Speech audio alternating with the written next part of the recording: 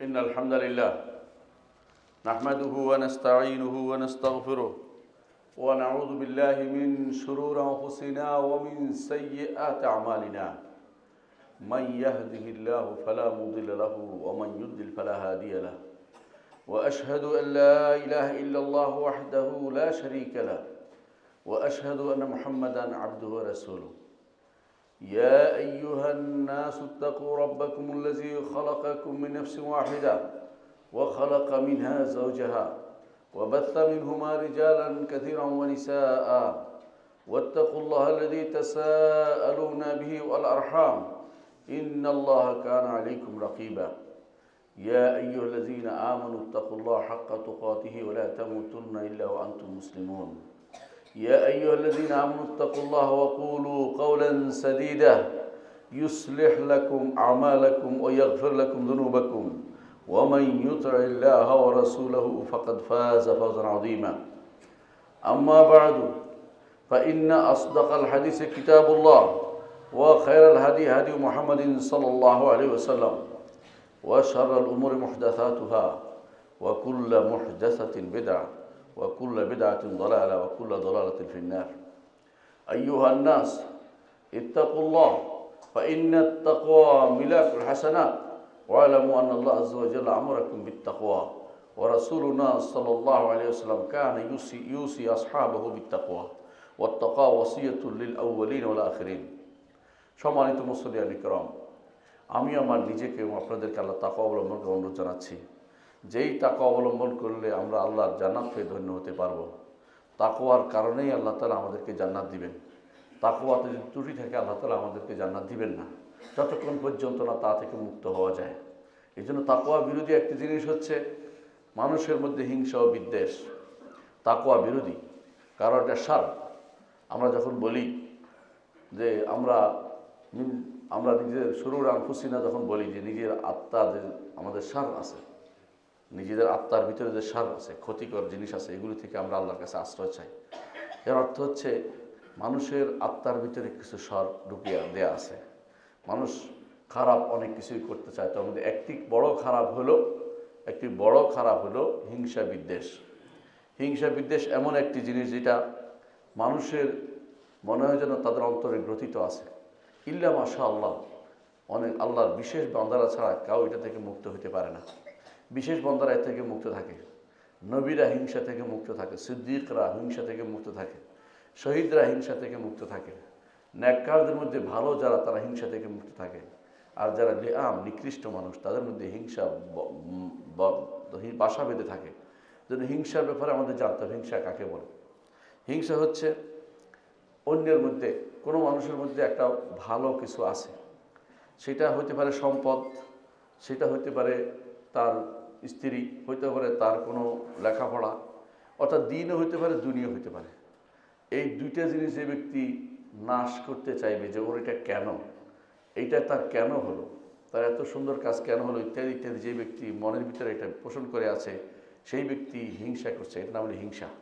এটাই কোরআনে কারিমে আমাদেরকে আল্লাহ তাআলা এর থেকে আশ্রয় চাইতে বলেছেন। আল্লাহ তাআলা বলেছেন, কুল আউযু বিরাব্বিল ফালাক মিন শাররি মা খালাক ওয়া মিন শাররি গাসিকিন ইযা ওয়াকাব ওয়া মিন শাররি নাফাথাতি ফিল উকাদ ওয়া মিন শাররি হাসিদিন ইযা হাসাদ।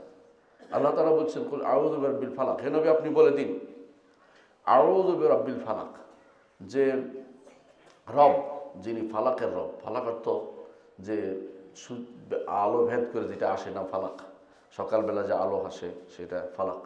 বিরাব্বিল ফালাক মিন শাররি মা খালাক, মানুষের আল্লাহ যা সৃষ্টি করেছেন, আল্লাহ সৃষ্টির মধ্যে কোনো অনিষ্টতা নেই, কিন্তু সৃষ্টির যাদেরকে সৃষ্টি করেছেন তাদের মধ্যে অনিষ্টতা আছে। আল্লাহর সৃষ্টিতে কোনো দোষ নেই, কিন্তু সৃষ্টি যাদেরকে করেছেন মাখলুকের মধ্যে কি আছে, অনিষ্টতা আছে। তা থেকে আল্লাহ আশ্রয় চাইতে বলেছেন আমার নবীকে। অমিন শাররি গাসিকিন ইযা ওয়াকাব, অন্ধকার যখন ঘনীভূত হয় তখন যে ক্ষতি হয়, যে হিংসা করে মানুষ, যে কাজগুলি মানুষ করে একে অপরের বিরুদ্ধে বা একে বিরুদ্ধে লেগে যায়, সেটা থেকে আশ্রয় চাইতে বলেছেন। অমিন শাররি নাফাথাতি ফিল উকাদ, আর যারা হিংসা করে, জাদু করে, টোনা করে, একে অপরের বিরুদ্ধে ফু দিয়া বিভিন্ন রকমের সমস্যা তৈরি করে, অনেকে দেখবেন যে পরিবার পর্যন্ত নষ্ট করে দিয়েছে জাদু টোনা দিয়ে। এর বিশাল এর থেকে আল্লাহ তাআলার কাছে আশ্রয় চাইতে আল্লাহ তাআলা আমার নবীকে বলেছেন যে কুল, আমার নবীকে বলেছেন অমিন শাররি হাসিদিন ইযা হাসাদ, আর হিংসা থেকে আপনি আশ্রয় চান আল্লাহর কাছে। আল্লাহর কাছে বলেন আমি আশ্রয় চাই আপনার কাছে যখন সে হিংসা করে। হিংসা এমন একটি জিনিস যে আমার নবীকে পর্যন্ত পাকড়াও করেছে। মুহাম্মদ রাসূলুল্লাহ সাল্লাল্লাহু আলাইহি ওয়াসাল্লাম, তার সাথে মানুষের লেনদেনের সম্পর্কটা গভীর ছিল না, কিন্তু দ্বীনি সম্পর্ক গভীর ছিল। আপনারা জানেন ইহুদিরা মুহাম্মদ রাসূলুল্লাহ সাল্লাল্লাহু আলাইহি ওয়াসাল্লামের ঈমান আনেনি কেন? এই জন্য ঈমান আনেনি কেন? বনি ইসমাইলে নবুয়ত চলে গেল, রিসালাত কেন বনি ইসমাইলে চলে গেল, বনি ইসহাকে কেন থাকলো না? কারণ ইব্রাহিম আলাইহিস সালাতু ওয়াস সালামের দুই ছেলে ছিল, এক ছেলের নাম ইসহাক, আরেক ছেলের নাম ইসমাইল। ইসমাইল এবং ইসহাকের মধ্যে সমস্ত নবী এসেছে ইসহাকের মধ্যে, একজন নবী এসেছে শুধুমাত্র বনি ইসমাইলে, তিনি হচ্ছেন মুহাম্মদ রাসূলুল্লাহ সাল্লাল্লাহু আলাইহি ওয়াসাল্লাম। তারা ঈমান আনেনি, তারা ঈমান আনে শুধু হিংসা করে ঈমান আনে। তারা বুঝতো যে মুহাম্মদ রাসূলুল্লাহ সাল্লাল্লাহু আলাইহি ওয়াসাল্লাম হক। আল্লাহ তাআলা কোরআনে কারীম বলেছেন যে এরা নবীকে এমনভাবে চিনে যাদের সন্তানকে যেভাবে চিনে। আব্দুল্লাহ ইবনে সালাম রাদিয়াল্লাহু আনহু বলেন, আমি আমার সন্তানের ব্যাপারে সন্দেহে থাকতে পারি, সন্তানের মা হয়তো সে আমার সাথে খেয়ানত করেছে, কিন্তু মুহাম্মদ রাসূলুল্লাহ সাল্লাল্লাহু আলাইহি ওয়াসাল্লামের ব্যাপারে কোনো ইহুদি সন্দেহ করতে পারে না যে তিনি হচ্ছেন আল্লাহর রাসূল। কিন্তু কেন তারা ঈমান আনেনি? কারণ তারা হিংসা করেছে। কেন নবুয়ত অন্যদিকে চলে গেল, আমাদের মধ্যে কেন না আসলো? এই হিংসার বশবর্তী হয়ে লাবিদ ইবনে আসমের কন্যা, সে কী করেছে? মুহাম্মদ রাসূলুল্লাহ সাল্লাল্লাহু আলাইহি ওয়াসাল্লামের জন্য সে জাদু টোনা করেছে, এবং সেটাকে সেই ব্যক্তি এটা গভীর একটা কূপের ভিতরে দিয়ে রেখে দিয়েছে, যাতে করে কিছু নষ্ট না হয়, সেখান থেকে অনবরত তাকে কষ্ট দিতে থাকে। মুহাম্মদ রাসূলুল্লাহ সাল্লাল্লাহু আলাইহি ওয়াসাল্লাম সেই হিংসার শিকার হয়েছেন, তিনি কষ্ট পেয়েছেন, এবং তিনি বলতেন যে ঘরে আসতেন, মনে থাকে না কি বলছে, ঘরে আসছিলাম কিনা, আবার বলে হ্যাঁ আপনি আসছিলেন, মানে রাসূলুল্লাহ সাল্লাল্লাহু আলাইহি ওয়াসাল্লাম তখন অনেকটা কি করবেন তিনি কিংকর্তব্য বিমূঢ় হয়ে গিয়েছিলেন। তখন রাসূলুল্লাহ সাল্লাল্লাহু আলাইহি ওয়াসাল্লামকে জানানো হলো যে আপনাকে তাবিজ করা হয়েছে, আপনাকে এইভাবে আপনার বিরুদ্ধে হিংসা করে আপনার বিরুদ্ধে তারা এই কাজ করেছে। কি কাজ করেছে? জাদু করেছে। কিভাবে করেছে? তারা বিভিন্ন গাছের গোড়া নিয়ে, খেজুরের গাছের গোড়া নিয়ে, তার ভিতরে বিভিন্ন জিনিস দিয়ে, সেটা দিয়ে ওই অমুক কূপের ভিতরে আপনার জিনিস আপনাকে দিয়ে সেখানে যে জাদু করা হয়েছে। রাসূলুল্লাহ সাল্লাল্লাহু আলাইহি ওয়াসাল্লাম তখন আল্লাহ তাআলার পক্ষ থেকে দোয়া করলেন। এই দুটি সূরা নাজিল হলো, সূরা ফালাক এবং নাস। এই দুটো সূরা নাজিল হওয়ার পরে দুটো সূরা তেলাওয়াত করলেন, এবং একটা করে গিরা ফুলে এটা বের করে নিয়ে আসা হলো। আলী ইবনে আবি তালেব যেন বের করে নিয়ে আসলেন, তিনি একটা করে ফু দিলেন এবং সেটা খুলে গেল, গিরাগুলি খুলে গেল। এরপর রাসূলুল্লাহ সাল্লাল্লাহু আলাইহি ওয়াসাল্লাম কাআন্নামা নাশাতা মিন ইকাল, যেন তিনি একেবারে একদম পরিচ্ছন্ন ব্যক্তি হয়ে গেলেন। আবার কারণ মানুষের ক্ষতি করতে পারে, হিংসা মানুষের অনেক ক্ষতি করে। এই হিংসা করেছে রাসূলুল্লাহ সাল্লাল্লাহু আলাইহি ওয়াসাল্লামকে দুনিয়ার কোনো কিছু নিয়ে নয়, দিন নিয়ে হিংসা করেছে। কেন রাসূলুল্লাহ সাল্লাল্লাহু আলাইহি ওয়াসাল্লাম তিনি কেন নবী হলেন, অন্যখানে নবী তাদের বংশে কেন নবুয়ত আসলো না, এজন্য হিংসা করে। আজও অনেকে চোখ দিয়ে কারো ছেলেকে নষ্ট করে, চোখ দিয়ে কষ্ট দেয়, ও কেন ভালো পারে না, লোক নিয়ে আসে তার বিরুদ্ধে কিছু করার জন্য, মুহাম্মদ রাসূলুল্লাহ সাল্লাল্লাহু আলাইহি ওয়াসাল্লামকে ক্ষতি করার জন্য। ওই সময় আইন নিয়ে আসতো, আইন অর্থ হচ্ছে চোখ লাগাইতে পারে এরকম লোক নিয়ে আসতো, আইনে বলতো যে ওনারা কিছু লাগাও। তো আল্লাহ তাআলা আয়াত নাযিল করলেন, ওয়া ইয়াকাদুল্লাযিনা কাফারু লা ইযলিকুনাকা বিআবসারিহিম লাম্মা সামি'ু যিকরা ইয়াকুলুনা ইন্নাহু লামাজনুন ওয়া মা হুয়া ইল্লা যিকরুল লিল আলামিন। মানুষ যত চেষ্টাই করুক না কেন, আল্লাহ তাআলা তার নবীকে হেফাজত করেছেন। আমাদেরও যদি পেতে হয়, আমাদেরকে অবশ্যই নবীর দেওয়া পদ্ধতিতে ফিরে আসতে হবে। এই যে জাদু টোনা বা মানুষ যদি ক্ষতি করে, হিংসা থেকে এগুলি করে থাকে, হিংসার কারণে মানুষ পাগল হয়ে যায় অনেক সময়, কীভাবে তার ক্ষতি করবে সে চিন্তা করতে থাকে। এই হিংসা এত মারাত্মক যে কখনো কখনো তারা ভালো কাজের মধ্যে হিংসা করছে। আল্লাহ তাআলা কোরআনে কারীম উল্লেখ করেন, আম ইয়াহসুদুনান নাস আলা মা আতাহুমুল্লাহু মিন ফাদলি। ইহুদিরা হিংসা করতো মদিনাবাসীদেরকে, যে এদের হিংসা কেন করতো? মদিনাবাসীরা আগাম ইসলাম গ্রহণ করে ফেলছে, আনসাররা ইসলাম গ্রহণ করে ফেলছে। ও ইহুদিরা মদিনাতে বসতি স্থাপন করছে আগে, কি জন্য? যে মদিনায় একজন নবী আসবেন, তার উপর তারা ঈমান আনবে। কিন্তু যখন মুহাম্মদ রাসূলুল্লাহ সাল্লাল্লাহু আলাইহি ওয়াসাল্লাম এই নবী বনি ইসমাইল থেকে আসছে, তখন তারা সেটা অন্তরের হিংসার কারণে মেনে নিতে পারে নাই। আনসাররা তারা দৌড়ে এসে সেরকম ঈমান আনছে, আনসাররা সৌভাগ্যশালী হয়েছে। এইটা দেখে তাদের হিংসা আরম্ভ হয়েছে। আল্লাহ তাআলা বললেন যে আম ইয়াহসুদুনান নাস আলা মা আতাহুমুল্লাহু মিন ফাদলি, তারা কি মানুষদেরকে হিংসা করছে এই জন্য যে আল্লাহ তাদেরকে আল্লাহর পক্ষ থেকে বিশেষ নিয়ামত দিয়েছে। অথচ ফাকাদ আতাইনা আলা ইব্রাহিম আল কিতাব আল হুকম ওয়ান নবুয়া, আলে ইব্রাহিমকে আমরা কিতাব দিয়েছি, হিকমত দিয়েছি, নবুয়ত দিয়েছি, হুকুম দিয়েছি। আমি তাদেরকে ইব্রাহিম আলাইহিস সালাতু ওয়াস সালাম সেটা দিয়েছি। এই হিংসা করে কী লাভ? আল্লাহ তাআলা আরও বাড়িয়ে দিবেন। হিংসা করে কোনো লাভ হবে না। আল্লাহ তাআলা সেটা আমাদেরকে সূরা নিসার 54 নম্বর আয়াতে সেটা বলেছেন।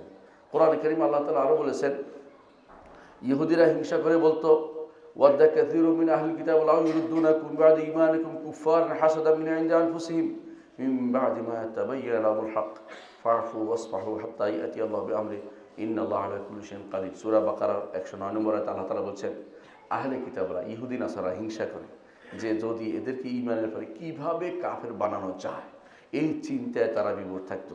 যে আপনাদের মধ্যে অনেকে সহিহ আকীদা আছেন, যারা বিশুদ্ধ আকীদা ও মানহাজি আছেন, যারা বেদাতি আছে, বেরলবি আছে, আকীদা খারাপ আছে, তথাকথিত চরমনায় চরের মানুষগুলো, এরা আপনাদেরকে ঈমানের উপর রাখতে চায় না, যে কোনো মূল্যে আপনাদেরকে ঈমান থেকে দূরে সরিয়ে দিতে চায়। এদের হিংসার বহর দিকে আপনি আশ্চর্য হবেন। তারা সারাদিন গল্প কথা বলবে, কোনো সমস্যা নাই। আপনি যদি মসজিদ মাদ্রাসা করতে চান, আপনার বিরুদ্ধে হিংসায় তারা মরে যাবে। আপনি কোনো ওয়াজ নসিহত করতে চাইলে তারা হিংসায় মরে যায়, কারণ তাদের পেটের ভিতরে হিংসা, শুধু হিংসা ডুবে আছে, কারণ তারা ইহুদি নাসারা থেকে সেটা পেয়েছে। এই হিংসা বিদ্বেষ তাদের মধ্যে রয়েছে।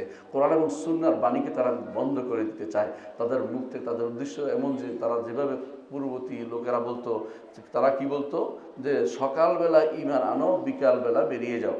এতে করে তাদের মধ্যে যারা অল্প ঈমানদার তারা মনে করবে এরা তো শিক্ষিত মানুষ, বেরিয়ে গেছে, তাহলে বোঝা গেল যে এইটা আসলে ঠিক না, নইলে এই ব্যক্তি বেরিয়ে গেলে কেন। এখনও এই বুদ্ধি অনেকে করে। এমন লোক হঠাৎ করে দেখবেন যে তারা দেখবেন সালাফি হয়েছে, কয়েকদিন পরে দেখবেন যে আস্তে করে তারা বেরিয়ে যাচ্ছে। ওরা হচ্ছে ইচ্ছাকৃত করেছে এটা এই জন্য বোঝানোর জন্য যে ঢুকে দেখছি ভালো লাগে নাই, কারণ ভালো লাগবে কেন, তার অন্তরে আগে থেকেই বক্রতা আছে, এই জন্য সে বক্রতা নিয়ে ঢুকেছে, বক্রতা নিয়ে বের হবে। আল্লাহ তাআলার দ্বীন হিংসা করে বন্ধ করা যাবে না। আল্লাহ তাআলা ইউতিম্মু নূরাহু ওয়ালাউ কারিহাল কাফিরুন, আল্লাহ তার নূরকে পূর্ণতা দিবেন, যদিও কাফেররা হিংসা করে। হিংসা দিয়ে আল্লাহর দ্বীনকে বন্ধ করতে পারবে না। আল্লাহর দ্বীনকে তারা চায়, ইউরিদুনা লিইউতফিউ নূরাল্লাহি বিআফওয়াহিহিম ওয়াল্লাহু মুতিম্মু নূরিহি ওয়ালাউ কারিহাল কাফিরুন। এই জন্য আল্লাহ তাআলা কোরআনে কারীম বলেছেন, ইয়াকুব আলাইহিস সালাতু ওয়াস সালাম যখন তিনি পাঠিয়েছিলেন, খাদ্য আনতে পাঠিয়েছেন, কোথায়? মিশরে পাঠিয়েছেন। তিনি ছিলেন সে কেনান থেকে মিশরে খাদ্য আনতে পাঠিয়েছিলেন সন্তানদেরকে। তিনি বলেছিলেন, ইয়া বানিয়া লা তাদখুলু মিন বাবিন ওয়াহিদ ওয়াদখুলু মিন আবওয়াবিন মুতাফাররিকা, হে আমার সন্তানরা, এক দরজা দিয়ে তোমরা ঢুকো না, বিভিন্ন দরজা দিয়ে ঢুকবে। কারণ কি? আলেমরা বলছেন অর্থ হচ্ছে এক দরজা দিয়ে দেখলে হিংসা করবে তারা। এতগুলি মানুষ, এত সুদর্শন পুরুষ, সবগুলি এক দরজা ঢুকছে, এরা কারা? এদের মধ্যে চোখ লেগে যেতে পারে। এই জন্য তিনি চেয়েছেন যে আমার সন্তানরা বিভিন্ন দরজা দিয়ে ঢুকুক। এই জন্য কখনো চোখ লাগার আশঙ্কা থাকলে আপনাকে সেখানে সাবধানতা অবলম্বন করতে হবে। এটাই ইব্রাহিম আলাইহিস সালাম আমাদেরকে শিখিয়েছেন যে অবশ্যই মানুষের কি লাগে, চোখ লাগে, হিংসা করে। মানুষ কোনোদিন আরেকজনের ভালো দেখতে অভ্যস্ত নয়। কোরআনে কারীমে আল্লাহ তাআলা বলেছেন, ওয়াল্লাযীনা ইউযুনাল মুমিনিনা ওয়াল মুমিনাতি বিগাইরি মাকতাসাবু ফাকাদ ইহতামালু বুহতানান ওয়া ইথমান মুবিনা, যারা ঈমানদার নারী পুরুষদেরকে বিনা কারণে কষ্ট দেয়, একজন মানুষ আল্লাহ তাআলা তাকে দিয়েছেন, পড়ালেখা করতে পারছে, পড়ালেখা করছে, আরেকজন আপনি ইচ্ছা করে তার কষ্ট দিচ্ছেন, তার পড়ালেখা বন্ধ করার জন্য, তার জন্য তাবিজ করছেন, তার জন্য কোনো জাদু করছেন, তার জন্য কালো জাদু করছেন, বিভিন্ন সমস্যা তৈরি করছেন তার জন্য, তার পরিবারের জন্য। এটা কিন্তু তাকে বিনা কারণে কষ্ট দেয়া। আল্লাহ তাআলা বলছেন, ফাকাদ ইহতামালু বুহতানান ওয়া ইথমান মুবিনা, বড় ধরনের গুনার কাজ সে করেছে। এটা অবশ্যই সে করলে তার জন্য আখিরাতে কঠিন শাস্তি রয়েছে, কারণ সে বিনা কারণে মানুষদেরকে কষ্ট দিচ্ছে।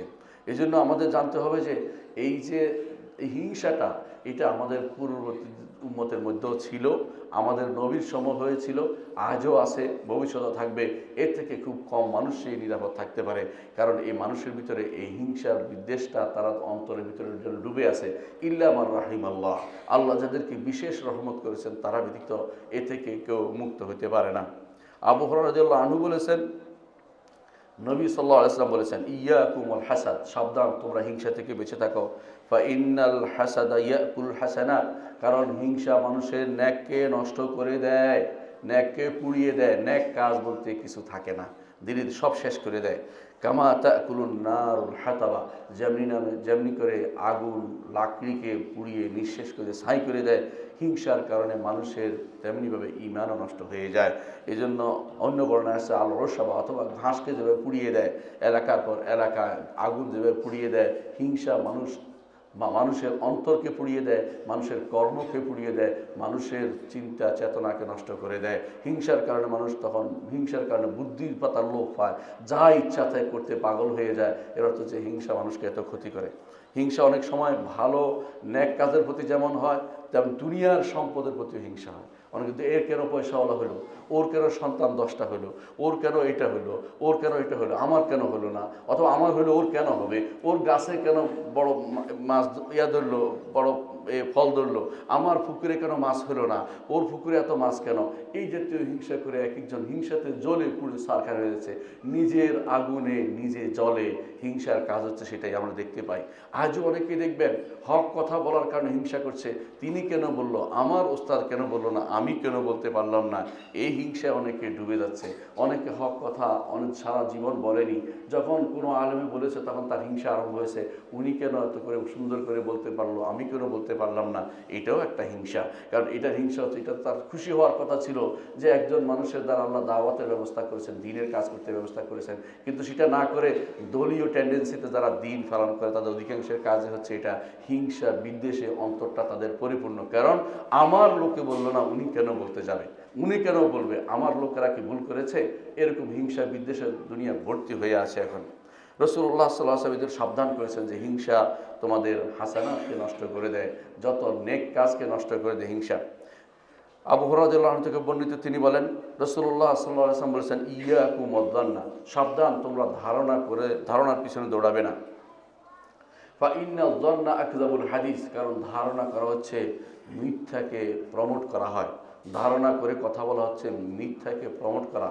এই জন্য রাসূলুল্লাহ সাল্লাল্লাহু আলাইহি ওয়াসাল্লাম আরেক হাদিসে আছে যে বিসা মাতিয়াতুন নাসি, বিসা মাতিয়ান নাস জামু, কেউ যদি বলে ধারণা করে বলে, এর অর্থ হচ্ছে এটা হচ্ছে সবচেয়ে খারাপ বাহন।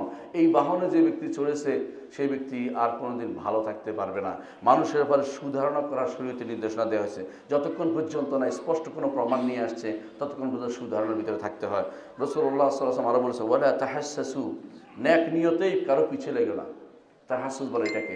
ওয়ালা তাজাসসাসু, আর কারো ভুল ত্রুটি বের করার জন্য কারো পিছনে তুমি লেগে যাবে না, কারণ এটা শরীয়তে অনুমোদিত না।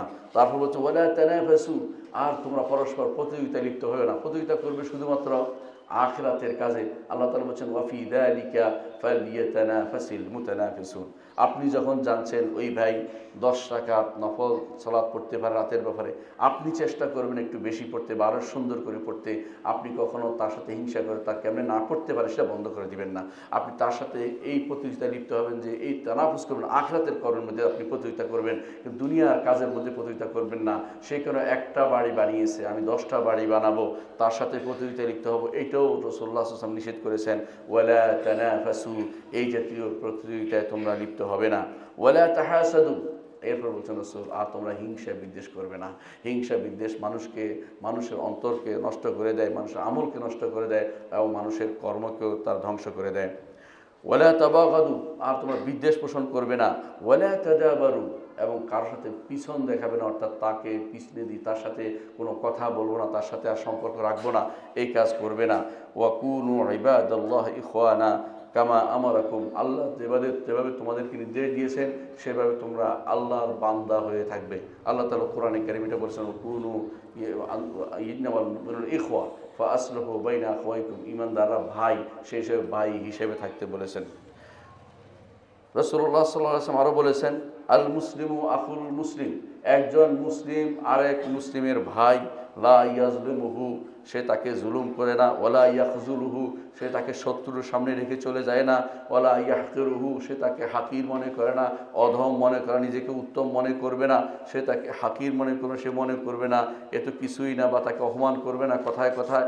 তারপর রাসূলুল্লাহ সাল্লাল্লাহু আলাইহি ওয়াসাল্লাম বলেছেন, আত্তাকওয়া হাহুনা, আত্তাকওয়া হাহুনা, আত্তাকওয়া হাহুনা, অন্তরের মধ্যে তাকওয়া রয়েছে, তার বহিঃপ্রকাশ ঘটবে। যদি তোমার অন্তরে তাকওয়া না থাকে, হিংসার বহির্দেশ আসবে। তাকওয়া না থাকলে তুমি একে অপরের বিরুদ্ধে মিথ্যা চিন্তা করবে, একে অপরের বিরুদ্ধে লেগে থাকবে, কি না করে ফেলছে অমুকে, হায়রে, ইত্যাদি ইত্যাদি। যারা অধিকাংশ মানুষকে আমি দেখি ভালো কাজের মধ্যেও হিংসা করে, তারা যদি কোনো দেখবেন যে আপনি এই একটা ভালো প্রতিষ্ঠান দাঁড় করিয়েছেন, তার বিরুদ্ধে হিংসা করবে, মনে করবে অমুকে বোধহয় লক্ষ লক্ষ টাকা মেরে খাচ্ছে এখান থেকে। এই হিংসা হচ্ছে মিথ্যা ধারণা। এই মিথ্যা ধারণা মানুষের মধ্যে মানুষের ইমানকে কুরে কুরে খায়, আমলকে নষ্ট করে দেয়। কারণ এই মিথ্যা ধারণার কারণে আপনি তার উপর একটা জুলুম করেছেন। এই জুলুম যতক্ষণ প্রতিকার না হবে, জান্নাতে যাওয়ার পথ আপনি হারিয়ে ফেলবেন, কামতরাতে আপনি আটকে যাবেন, জান্নাতে যা দেখবেন জান্নাত যেতে পারবেন না যতক্ষণ পর্যন্ত আপনার ভাই আপনাকে ক্ষমা না করে দেয়। এই জন্য অন্তরটাকে পরিচ্ছন্ন রাখবেন, অন্তরটাকে পরিচ্ছন্ন রাখবেন। যদি কোনো কিছু দেখেন, না দেখে বলবেন যে জানি না, বলতে পারবো না, যে আমার কাছে কোনো প্রমাণ নেই, কিন্তু ধারণা করে মনে হয় বসে বসে গল্প করা, এটা ইসলাম অনুমোদন করে না।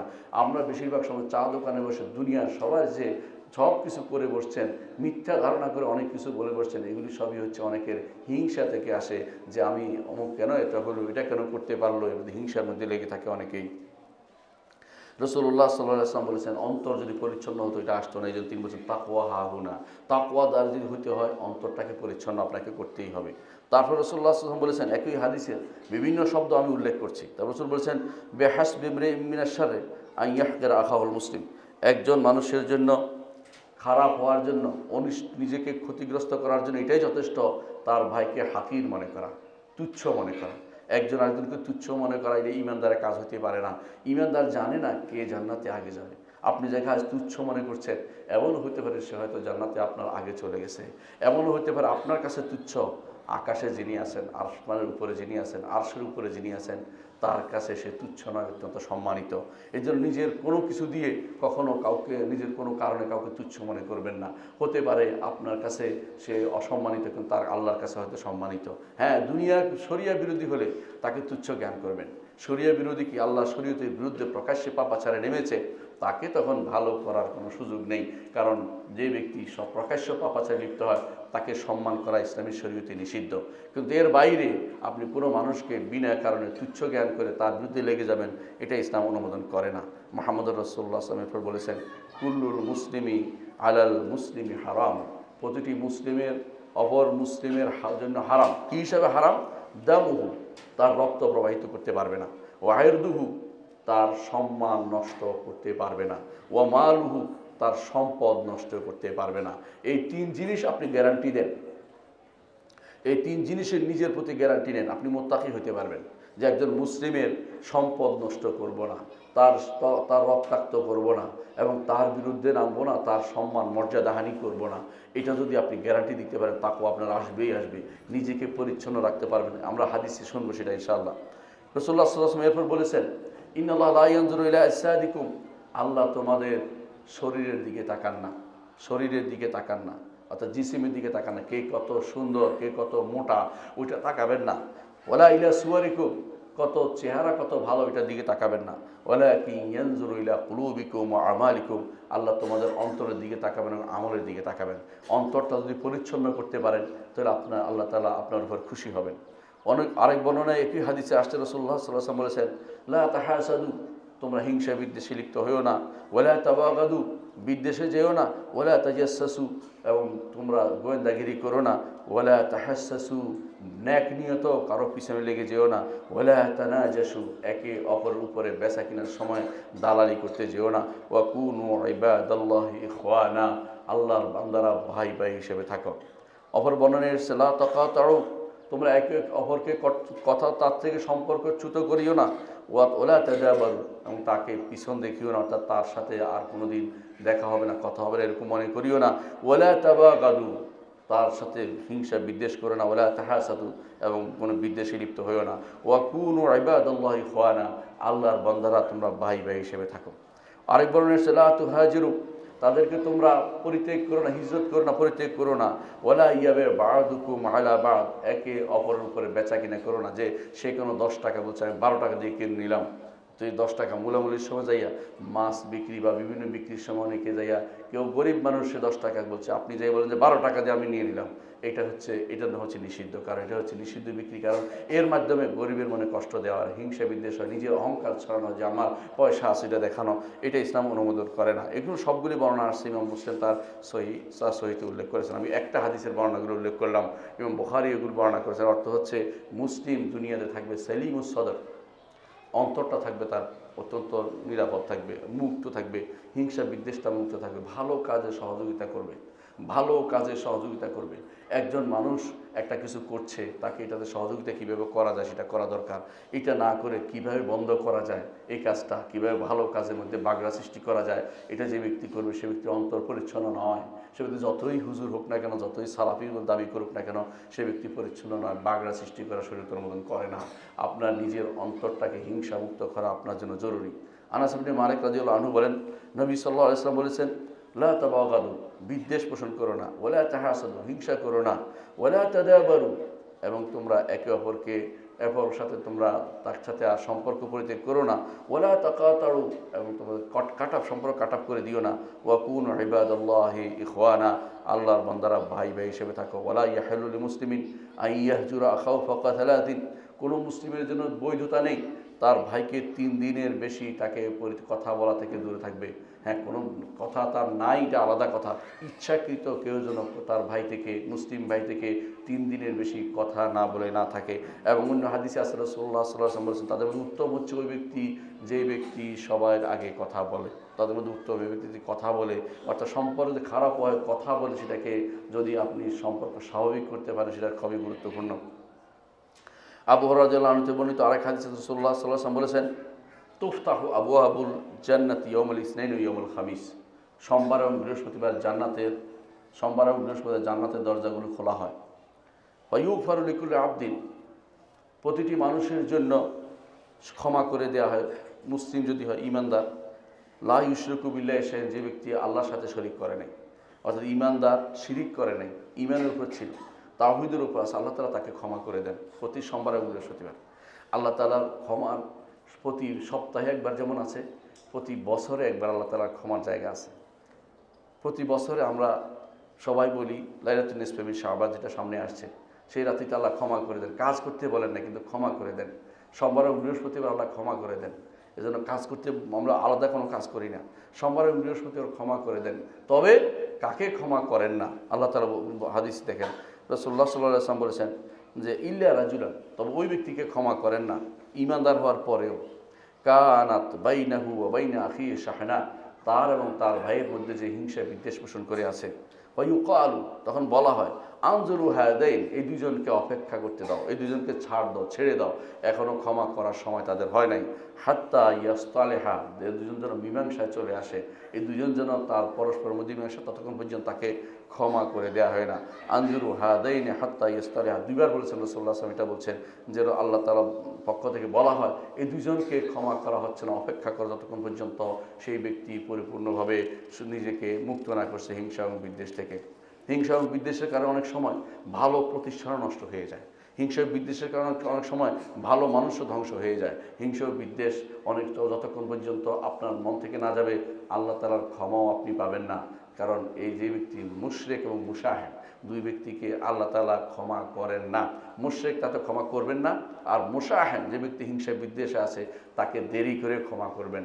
অর্থাৎ দুনিয়াতে তাই সে কষ্ট পাবে, ক্ষমার ভিতরে পড়ছে না, আবার আখিরাতে অপেক্ষা করতে হবে জান্নাতে যাওয়ার জন্য। দুনিয়া পার হয়ে গেল, সব পার হয়ে গেছে, কিন্তু পুলসিরাতে পার হওয়ার পরে দেখবেন আটকে গেছে। কেন? কলতারাতে আটকে গেছে হিংসা বিদ্বেষের কারণে। এই জন্য দুনিয়াতেও বিপদ, তার জন্য আখিরাতেও বিপদ। হিংসা বিদ্বেষ আপনার বিপদে শুধুমাত্র ডেকে আনবে। আব্দুল্লাহ ইবনে আমর ইবনে আস রাদিয়াল্লাহু আনহু বর্ণিত হাদিসে এসেছে, রাসূলুল্লাহ সাল্লাল্লাহু আলাইহি ওয়াসাল্লামকে বলা হলো, আইয়ুন নাসি আফদাল, উত্তম ব্যক্তিকে, মানুষের মধ্যে উৎকৃষ্ট ব্যক্তিকে? রাসূলুল্লাহ সাল্লাল্লাহু আলাইহি ওয়াসাল্লামকে জিজ্ঞাসা করেছে। ক্বালা, রাসূল বললেন, কুল্লু মাহমুমিল কলবি ওয়া সাদুকুল লিসান, প্রত্যেকটি অন্তর মাহমুম, যার মাহমুম ব্যাখ্যা আমরা করবো, ওয়া সাদুকুল লিসান, তার মুখের মধ্যে সত্য কথা আছে, সত্য কথা দিয়ে যে চলে এবং অন্তরটা যে ব্যক্তি পরিচ্ছন্ন করে রাখে, সেই ব্যক্তি হচ্ছে উত্তম। মানুষের মধ্যে সেই ব্যক্তি উত্তম। অর্থাৎ ঈমানদারদের মধ্যে এই দুটি গুণ যদি পাওয়া যায়, যে সত্য কথা বলে, অন্তর পরিচ্ছন্ন রাখে, সেই ব্যক্তি শ্রেষ্ঠ ব্যক্তি।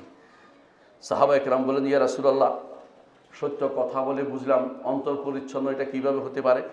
মাহমুমুল কালব কিভাবে হয়? রাসূলুল্লাহ সাল্লাল্লাহু আলাইহি ওয়াসাল্লাম বললেন, হুয়াত তাকি, ওই ব্যক্তি যে ব্যক্তি তাকওয়া অবলম্বন করে, নাকি অন্তরটাকে পরিচ্ছন্ন করে, কিসের থেকে?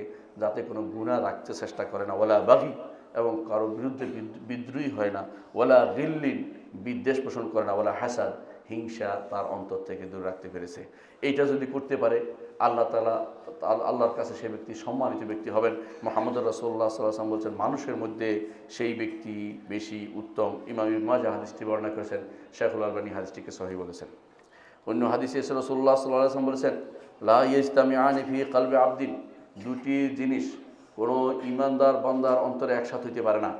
দুটি জিনিস কোনো ইমানদার বান্দার একসাথে হইতে পারে না। একটা হচ্ছে ঈমান, একটা হচ্ছে হাসাদ। ঈমান এবং হাসাদ একসাথে থাকে না। কারণ ঈমানের দাবি হচ্ছে যে আপনি আপনার ভাইয়ের জন্য অন্তরটা খুলে দিবেন। ঈমানের দাবি হচ্ছে আপনার ভাইয়ের জন্য আপনি অন্তরটা খুলে দিবেন। এই জন্য আপনারা দেখতে পাচ্ছেন রাসূলুল্লাহ সাল্লাল্লাহু আলাইহি ওয়াসাল্লামের সাহাবীরা তখন মদিনাতে যখন এসেছিল মুহাজিররা, আনসাররা তাদের অন্তরকে তাদের জন্য খুলে দিয়েছে। এই জন্য আল্লাহ তাআলা তাদের প্রশংসা করেছেন, ওয়ালা ইয়াজিদুনা ফি সুদুরিহিম হাজাতাম মিম্মা উতু, যে আমাদের মুহাজির ভাইরা যা পেয়েছে এ ব্যাপারে তাদের জন্য তাদের অন্তরে কোনো সামান্যতম কিছু টান নাই, কোনো অসুবিধা নেই। আমার ভাইরাই তো পেয়েছে। অর্থাৎ আনসাররা তাদের অন্তরটা একেবারেই পরিচ্ছন্ন ছিল। রাসূলুল্লাহ সাল্লাল্লাহু আলাইহি ওয়াসাল্লাম এই জন্য বলেছেন যে কেউ যদি আনসারদেরকে ঘৃণা করে সে ব্যক্তি মুনাফিক। এবং এই জন্য রাসূলুল্লাহ সাল্লাল্লাহু আলাইহি ওয়াসাল্লাম আনসারদেরকে নিয়ে বলতেন, যদি আমি মুহাজির না হতাম তবে আনসারদের একজন হতাম। কারণ আনসারদের অন্তর এত বেশি পরিচ্ছন্ন ছিল যে তারা হিংসা বিদ্বেষকে তারা পরিত্যাগ করেছিল। এবং এটাও বলেছেন রাসূলুল্লাহ সাল্লাল্লাহু আলাইহি ওয়াসাল্লাম আনসারদের সম্পর্কে যে কিছুদিন পরে, অর্থাৎ আমার যাওয়ার পরে দুনিয়ার বুকে অনেক দুনিয়া মুক্ত হয়ে যাবে, দুনিয়া তোমাদের জন্য। সেই সমস্ত জায়গাতে তোমাদেরকে আনসাররা তোমাদেরকে হয়তো কেউ তোমাদেরকে সেখানে শাসক বা কোনো পদে দিবে না, কিন্তু তোমরা অপেক্ষা করবে আমার সাথে, কোনো কিছু না করে অপেক্ষা করবে, হাউদে আমার সাথে তোমাদের সাক্ষাৎ হবে। আনসাররা সেটাই করেছিল, তারা হিংসায় বিদ্বেষ করে নাই কারোর সাথে। এই জন্য কোনোদিন শোনেন নাই আনসারি কোনো ব্যক্তি রাসূলুল্লাহ সাল্লাল্লাহু আলাইহি ওয়াসাল্লাম মহাজের কোনো ব্যক্তির বিরুদ্ধে নেমেছে, এমন কোনো দৃষ্টান্ত ইসলামে পাওয়া যায় না।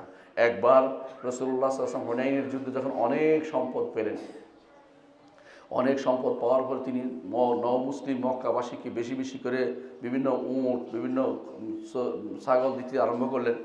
তো দুই একজন যারা বুঝে নাই, মদিনা থেকে আসছে, বলে বসলো, লোকটা দেখি এতদিন পর্যন্ত আমাদের কাছে ছিল, এখন সব কিছু দিয়ে দিচ্ছে তার দেশের মানুষদেরকে, দেশ হিসাব করতেছে, মানে জাতীয়তাবাদ হিসাব করতেছে, তার দেশের মানুষকে সব দিয়ে দিচ্ছে। রাসূলুল্লাহ সাল্লাল্লাহু আলাইহি ওয়াসাল্লাম শুনতে পেলেন, বিভিন্নভাবে তিনি বলেন যে, এই আনসাররা কোথায় আছো? আনসাররা অপেক্ষা করো, উপত্যকার কাছে বসে থাকো, আমি আসছি। উপত্যকার কাছে আনসার ছাড়া কেউ আসবে না।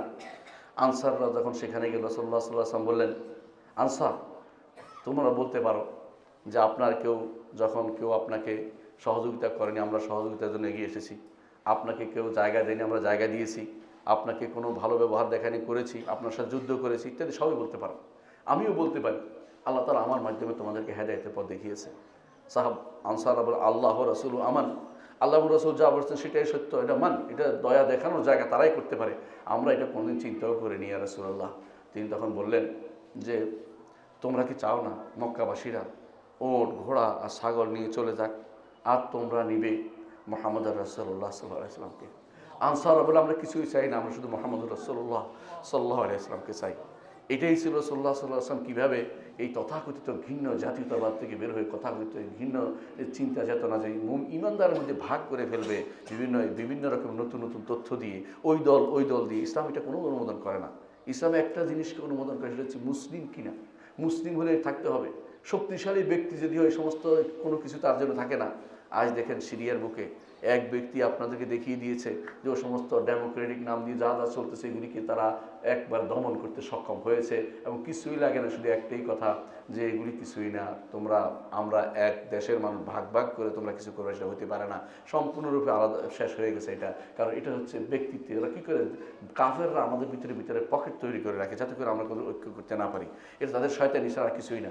এর বিরুদ্ধে আমাদেরকে এটাই থাকতে হবে, হিংসা বিদ্বেষ মুক্ত হয়ে ইমানদার পরস্পরকে ভালোবাসবে, ইমানের কারণে ভালোবাসবে। হ্যাঁ, ইমান যদি না থাকে সেটা ঘৃণা করবে, কোনো সন্দেহ নেই। কিন্তু ইমান যার আছে তাকে সঠিক পথে নেওয়ার জন্য তাকে ভালোবাসবে। হিংসা বিদ্বেষ দিয়ে পরস্পরের মধ্যে এই যে ভাগাভাগি তৈরি করা এবং এর মাধ্যমে হানাহানি তৈরি করা, এটা ইসলামে অনুমোদন করে না কোনোদিনই। ইসলাম এটা কোনোদিন ছিলও না এবং সেটা কোনোদিন থাকবেও না। রাসূলুল্লাহ সাল্লাল্লাহু আলাইহি ওয়াসাল্লাম এই জন্য আরও বলেছেন, অন্য এক হাদিসে বলেছেন, লা ইয়াজালুন নাসু বিখাইরিন মা লাম ইয়াতাহাসাদু, মানুষ সবসময় কল্যাণের মধ্যে থাকবে যতক্ষণ পর্যন্ত তারা হিংসা বিদ্বেষ করবে না। হিংসা বিদ্বেষ করলেই সেখানে ক্ষতি তৈরি হবে। আপনারা দেখেন সাহাবায়ে কেরামের অন্তর যতদিন পরিচ্ছন্ন ছিল, সাহাবায়ে কেরামের অন্তর পরিচ্ছন্ন ছিল, সবসময় পরিচ্ছন্ন ছিল, এখানে কোনো রকম হিংসা বিদ্বেষ ঢুকেনি, কেউ কিছু করতে পারেনি। কিন্তু যখনই বাইরের লোকেরা এসে, যখনই বাগী ওসমান রাদিয়াল্লাহু আনহুর বিরুদ্ধে যারা এসেছিল, তারা হিংসা বিদ্বেষে পরিপূর্ণ ছিল। বাগীরা সেখানে এসে বিভিন্ন রকমের সন্দেহ ঢেলে দিল, বিভিন্ন রকমের কথা ঢেলে দিল, তখনই সমস্যা তৈরি হয়ে গেল। ঠিক একই কাজ করেছে তারা। আয়েশা রাদিয়াল্লাহু আনহাকে হজের মধ্যে গিয়ে বলেছে, মদিনাতে যে বিশাল কাণ্ড ঘটে গেছে, এখানে আলীর কোনো দখল থাকতে পারে, মিথ্যাচার করলো। আয়েশা রাদিয়াল্লাহু আনহা বেরিয়ে গেলেন যে এটা তো কাজ ঠিক হয় নাই। পরে যখন জানতে পারলেন যে আলী রাদিয়াল্লাহু আনহুর কোনো হাত ছিল না, তিনি বলে আমাকে সসম্মানে মদিনাতে পাঠিয়ে দাও। তিনি তাকে সসম্মানে মদিনায় পাঠিয়ে দিয়ে রওনা হয়ে গেছেন। কিন্তু হিংসা বিদ্বেষে পরিপূর্ণ লোকেরা এই যুদ্ধ বন্ধ করতে রাজি ছিল না। রাতের বেলা তারা আক্রমণ করে যুদ্ধ আবার তারা লেলিয়ে দিল। এর কারণ হচ্ছে হিংসা বিদ্বেষে পরিপূর্ণ যারা, তারাই শুধুমাত্র অকল্যাণ ডেকে আনে। কিন্তু সাহাবায়ে কেরাম অন্তর পরিচ্ছন্ন ছিল, তারা কোনোদিন অকল্যাণ চাননি। তাদের যে কোনো কাজ ছিল কল্যাণে পরিপূর্ণ। তারা সারাটা জীবন কল্যাণ লালন করে গেছেন। কারণ রাসূলুল্লাহ সাল্লাল্লাহু আলাইহি ওয়াসাল্লাম তাদেরকে শিখিয়েছেন ওয়ান নুসহা লিকুল্লি মুসলিম, প্রতিটি মুসলিমের যেন কল্যাণকামী তারা হয়। এই জন্য তারা কল্যাণকামী ছিলেন। কোনো সাহাবীর অন্তরে কোনোদিন কোনো হিংসা বিদ্বেষের জিনিস ছিল না। এরা যাই কিছু করেছে ইজতিহাদের কারণে করেছে, কিন্তু অন্যরা সেখানে চেষ্টা করেছে, তারা ফেতনাবাজ, তারা সবসময় চেষ্টা করেছে হিংসা বিদ্বেষ ঢেলে দিতে। কিন্তু সাহাবায়ে কেরাম অন্তর ছিল পরিচ্ছন্ন, আলহামদুলিল্লাহ। এই জন্য রাসূলুল্লাহ সাল্লাল্লাহু আলাইহি ওয়াসাল্লাম যেটা বলেছেন, এই উম্মত সবসময় কল্যাণের মধ্যে থাকবে, তখন হিংসা বিদ্বেষ তাদের মধ্যে না ঢুকবে। কিন্তু হিংসা বিদ্বেষ ঢুকে আমাদের দিনের মধ্যে ভাগ হয়ে গেছে, আমাদের পরস্পর নিজের বন্ধু বান্ধবদের মধ্যে ভাগ হয়ে গেছে। একজন মানুষ আরেকজন মানুষের সত্য কথা বললেও নিতে চায় না, কারণ বিদ্বেষ। আমার দলের লোকেরা বলে নাই, অন্য দলের লোক কেন বলবে? আমার কথা তো আমার লোকেরা তো বলে, অন্যরা কেন বলবে? এগুলো সব হিংসা বিদ্বেষের কাজ। হিংসা বিদ্বেষের কারণে অনেক সময় অনেক ভালো কাজের মধ্যে বাধা দিয়ে থাকে, আপনারা দেখতেই পাচ্ছেন। ইমাম তাবরানী হাদিসটি বর্ণনা করেছেন। আরেকটি হাদিসে রাসূলুল্লাহ সাল্লাল্লাহু আলাইহি ওয়াসাল্লাম বলেছেন, ইমাম তিরমিজি বলছেন, রাসূলুল্লাহ সাল্লাল্লাহু আলাইহি ওয়াসাল্লাম বলেছেন, দাব্বা ইলাইকুম দাউল উমাম, তোমাদের কাছে পূর্ববর্তী জাতিদের যে রোগ, সেটা তোমাদের ভিতরে ঢুকে গেছে। দাব্বা অর্থ এমনভাবে ঢুকে কেউ দেখে নেই, চুপি সারে ঢুকে গেছে তোমাদের ভিতরে। কাবলাকুম আল হাসাদ ওয়াল বাগদা, সে রোগটা কি? হিংসা এবং বিদ্বেষ। হিংসা এবং বিদ্বেষ এইটা তোমাদের অন্তরের ভিতরে ঢুকে গেছে। হিয়াল হালেকা, এইটা তোমাদেরকে কি করবে? হালাক করে দিবে। তো সাহাবায়ে কেরাম হয়তো মনে করতে পারে যে হালাক অর্থ হলো মাথা কামাইয়ে দেওয়া। বলছে লা আকুলু তাহলিকুশ শার, হিংসা বিদ্বেষ মাথা কামাইটা বলছি না, ওয়ালাকিন তাহলিকুদ্দিন, দিনকে সেটা মণ্ডিত করে দেয়, দিনের সৌন্দর্য শেষ করে দেয়, দিনের আসল জিনিসকে রূপকে নষ্ট করে দেয়। ইমাম তিরমিজি হাদিসটি বর্ণনা করেছেন, হাদিসটি সহিহ হাদিস। এর অর্থ হচ্ছে যে আমাদের হিংসা বিদ্বেষ থাকলে দুনিয়া যেমন নষ্ট হয়, দিনও তেমনি নষ্ট হয়। হিংসা বিদ্বেষ আমাদের দিনের জন্য অত্যন্ত ক্ষতিকর জিনিস, যেটা আমার নবী মুহাম্মদ রাসূলুল্লাহ সাল্লাল্লাহু আলাইহি ওয়াসাল্লাম বলেছেন। ওমর ইবনে খাত্তাব রাদিয়াল্লাহু আনহু থেকে বর্ণিত, তিনি বলেন, মা কানাত নিয়ামাতুল্লাহ আলা আহাদিন ইল্লা উজিদা লা হাসিদান, দুনিয়ার বুকে কারো উপর কোনো নিয়ামত থাকলে তখন সেখানে দেখবেন যে কোনো না কেউ হিংসাকারী আছে। নিয়ামত থাকছে, আপনার হয়তো মনে করছেন যে আপনার ভালো অবস্থান আছে, আলহামদুলিল্লাহ, কোনো সমস্যা নাই, পাশের লোকে দেখে হিংসা করতে আরম্ভ করবে। এমন হিংসা সে করবে, আপনাকে যতক্ষণ পর্যন্ত একেবারে ছন্ন ছাড়া না করবে ততক্ষণ পর্যন্ত তার মুক্তি, সে কোনোদিন শান্তি পায় না। এই জন্য রাসূলুল্লাহ সাল্লাল্লাহু আলাইহি ওয়াসাল্লাম আরেকটি হাদিস আছে, তিনি বলেছেন, ইস্তাঈনু আলা হাওয়াইজিকুম বিল কিতমান ফা ইন্না কুল্লা যী নি'মাতিন মাহসুদ, তোমাদের যে সমস্ত প্রয়োজন আছে এগুলি গোপনে সেরে নাও, খুব প্রকাশ করে দিও না, মানুষের কাছে প্রকাশ করতে বেশি বলার দরকার নেই। ফা ইন্না কুল্লা যী নি'মাতিন মাহসুদ, প্রতিটি নিয়ামত আল্লাহকে হিংসা করা হয়। আপনার সন্তান হাফেজ হয়েছে, দিন হয়েছে, ভালো হয়েছে, কিন্তু আপনি জায়গায় জায়গায় বেশি বলবেন না, বললে কি হবে? হিংসা করা আরম্ভ করে, তার বিরুদ্ধে শত্রুতায় নামবে, তার কোনো ভালো কিছু দেখতে পারবে না। অনেকেই আছে এরকম, যারা এই হিংসা বিদ্বেষে পরিপূর্ণ হয়ে আছে। আপনাকে এই জন্য রাসূলুল্লাহ সাল্লাল্লাহু আলাইহি ওয়াসাল্লাম বলে আপনাকে যে নির্দেশনা দিচ্ছে তা হচ্ছে, ইস্তাঈনু আলা হাওয়াইজিকুম বিল কিতমান, তোমাদের প্রয়োজন পূরণে নিজে একান্তে কাজ করে যাও, বেশি বেশি মানুষকে জানাতে চেষ্টা করো না, কারণ প্রত্যেকটি নিয়ামত আল্লাহ মানুষকে হিংসাকারী রয়েছে। তো ঠিক ওমর ইবনে খাত্তাব রাদিয়াল্লাহু আনহু বলেছেন, আমি দেখেছি যখনই কারো উপরে কোনো আল্লাহ নিয়ামত দেন, কেউ না কেউ হিংসাকারী সেখানে আসেই। কারণ মানুষ তো সব তো সমান না, মানুষ তো সব তো আর পাক্কা ঈমানদার না, হিংসাকারী সেখানে আছেই। আদাবুদ্দিন ও দুনিয়াতে ইমাম মাওয়ারদি এই বর্ণনাটি উল্লেখ করেছেন। মুআবিয়া ইবনে আবি সুফিয়ান রাদিয়াল্লাহু আনহু বলেছেন, কুল্লুন নাস আখদুর আলা রিদা ইল্লা হাসিদুন নি'মা। মুআবিয়া ইবনে আবি সুফিয়ান রাদিয়াল্লাহু তিনি বলেন যে মানুষের মধ্যে অনেককে আমি খুশি করে দিতে পারি বিভিন্নভাবে, কিন্তু যে ব্যক্তি কারো হিংসা করে, নেয়ামতের হিংসা করে, কারো নেয়ামত পাইছে এটা হিংসা করে, আমি তাকে খুশি করতে পারি না। কেন খুশি করতে পারেন না? তিনি বলছেন ফাইন্নাহু লা ইউরদিহি ইল্লা যাওয়ালুহা, যদি যতক্ষণ পর্যন্ত এই সম্পদ না যায় ততক্ষণ তার হিংসা থেকে মুক্ত হয় না। সে চেষ্টা করবে যে কোনো মূল্যে এটাকে ধ্বংস করে দিতে। এটা কিন্তু আপনি দেখবেন বড় লোকরা বেশি করে। বড় লোকরা যখন দেখে যে আরেক লোকের এটা হয়েছে, এটা বন্ধ করে দিবে।